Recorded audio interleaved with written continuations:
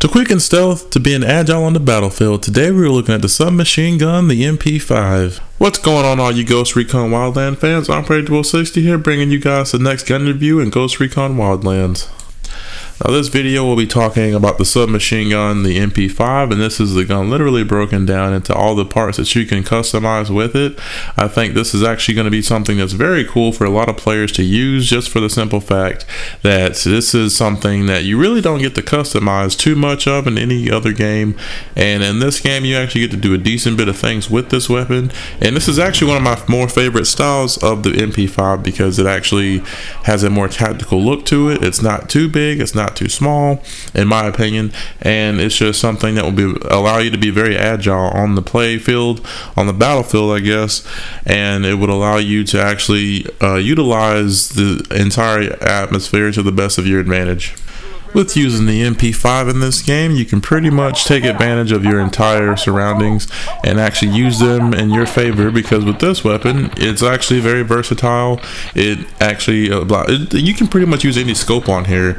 I would recommend something like a red dot sight or even holographic. Anything like a ACOG would kind of throw you off in my opinion, because with submachine guns, you really don't need something that's going to scope you in too far, because you still want to try to be like quick and easy with this weapon. You want to be quick, easy, and agile.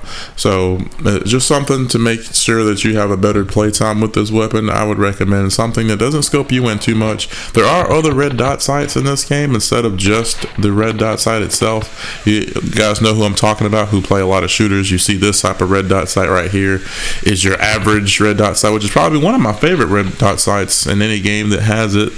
And even right here, I did it to where you can see just how much power this thing has, and I couldn't shoot through 3 people. I shot through 2, and I had to continuously shoot in order to fully kill a lot of people at one time.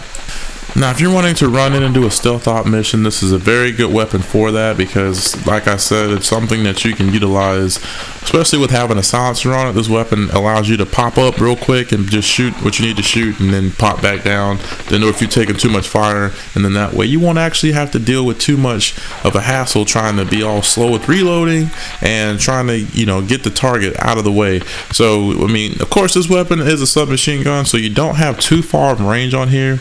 Now if you want to switch over to burst fire, you'd probably have a better shot at actually taking down your target and actually being accurate with it, because like I said, this thing, it's a submachine gun, so you have to think about the distance when it comes to these type of things, and it's actually fun to use in my opinion. So those of you who enjoy using submachine guns, the MP5 is going to be a good weapon to go with. Now when it comes to reload speed with this weapon, it's actually not so bad. You can actually reload this thing in a pretty decent amount of time in order to stay able to shoot your target and not where you don't get overwhelmed, because a lot of the time I caught myself, I was able to quickly get back in the battle whenever I fought the enemy using the reload for this, and I was actually able to stay within the fight and not have to really go into cover in order to reload this weapon, because you reload it so quickly. They did get the better of me at this point in time, and it was just kind of a disaster, as you guys can see.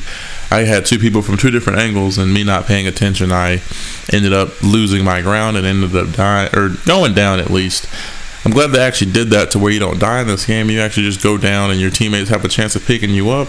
Now when you go down in this game, you do only have 1 life, so if you go down 1 time and you get killed again, that's pretty much it. I don't know if it over time goes back up to where you can go down again, or if it's just the very next time you die you're just completely dead and have to start over. But it's really not something I would say that is a big issue, because it kind of makes sense in my opinion. Like I said, they tried to keep this game very realistic, and I like the fact that they did that. And yes, on these submachine guns, you can put a long barrel on it. I don't really know if that would affect the range on this weapon or the damage, because I didn't actually get a chance to see on this weapon about having a long barrel on here. So I really didn't know if it was more for range or damage. But once I get the game, I'll go back and I'll show this off for you guys, so you guys can see what the long barrel actually does for this weapon and see how effective it can be or might not be for this weapon. But as always, thank you all for watching this video. If you all have enjoyed this episode, this gun review, then please go ahead and rate that like button. Go ahead and show us some support, and just go ahead and see if we can't get it to 30 likes. If you guys have any comments or questions, you know where to leave them down below in the comment section. And for those of you who are fans of Ghost Recon or Tom Clancy shooters, then go ahead and subscribe, because I am a very big fan. I did buy the $100 version of this game, so I will show off the content that comes along with it. And for those of you who might want to know anything else about the game, like I said, if I left anything out or you guys might not have caught throughout this whole gameplay, then go ahead and just comment down below and let me know that I didn't mention something or forgot to say something, and I'll gladly explain in the comment section and talk with you guys. I always enjoy doing that.